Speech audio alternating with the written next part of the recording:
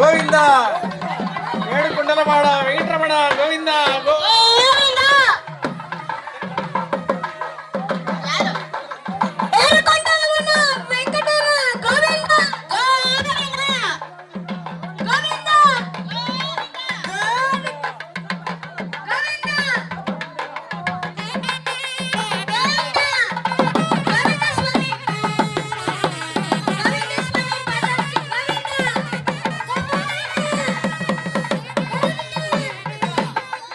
ಚಿಕ್ಕಬಳ್ಳಾಪುರ ತಾಲೂಕಿನ ಹೊರವಲಯದ ಶ್ರೀನಿವಾಸ ಸಾಗರದಲ್ಲಿ ಪುರಾಣ ಪ್ರಸಿದ್ಧ ಶ್ರೀ ಲಕ್ಷ್ಮೀ ವೆಂಕಟೇಶ್ವರ ಸ್ವಾಮಿ ದೇಗುಲ ಹಲವು ವಿಶೇಷತೆಗಳಿಗೆ ಸಾಕ್ಷಿಯಾಗಿದೆ.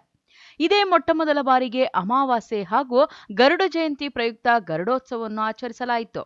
ಮುಂಜಾನೆಯಿಂದಲೇ ದೇಗುಲದಲ್ಲಿ ಶ್ರೀ ಲಕ್ಷ್ಮೀ ವೆಂಕಟೇಶ್ವರ ಸ್ವಾಮಿಗೆ ವಿಶೇಷ ಪೂಜಾ ಕೈಂಕರ್ಯಗಳು ನೆರವೇರಿದವು.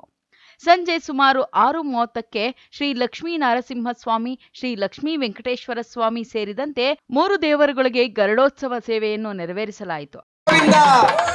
ಗೋವಿಂದ ಏಡುಕೊಂಡಲವಾಡ ವೆಂಕಟರಮಣ ಗೋವಿಂದ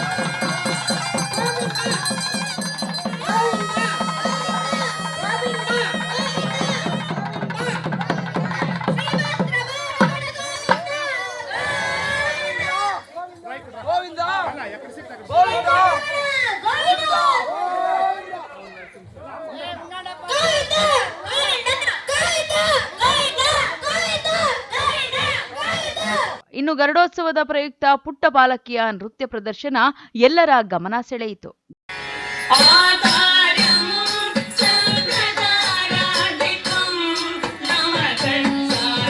ಗರುಡೋತ್ಸವದಲ್ಲಿ ಕರಗದ ಪೂಜಾರಿ ಮೇಲೂರು ಧರ್ಮೇಂದ್ರ, ಗೊರವನಹಳ್ಳಿ ಕಮಲಮ್ಮನವರ ಮೊಮ್ಮಗಳು ಶ್ರೀ ಲಕ್ಷ್ಮೀ ಪ್ರಸಾದ್, ಬಡಮಾಲನ ಬಸಪ್ಪನವರು, ಸೇವಾಕರ್ತರಾದ ಸಿದ್ಧಿವಿನಾಯಕ ಗೆಳೆಯರ ಬಳಗ ಹಾಗೂ ಸಿದ್ಧಿವಿನಾಯಕ ಮಹಿಳಾ ಸಂಘ ಸೇರಿದಂತೆ ಮತ್ತಿತರರು ಇದ್ದರು.